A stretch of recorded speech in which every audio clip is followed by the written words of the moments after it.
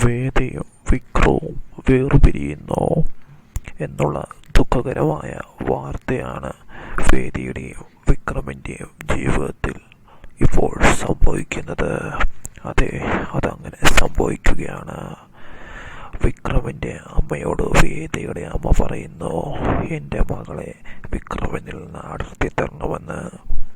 അങ്ങനെ അത് ചെയ്യാൻ വേണ്ടി വേദയോട് വീട് വിട്ടു പോകാൻ ആവശ്യപ്പെടുകയാണ് വിക്രമിൻ്റെ അമ്മ.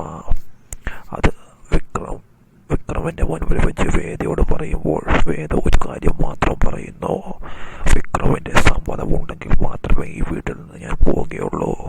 വിക്രം ഒരിക്കലും എന്നെ സ്നേഹിച്ചിട്ടില്ല എന്ന് പറയുകയാണെങ്കിൽ ആ നിമിഷം ഞാൻ ഈ വീട് വിട്ടു പോകും, ഞാൻ വിക്രവും വേർപിരിയുമെന്ന് പറയുകയാണ്.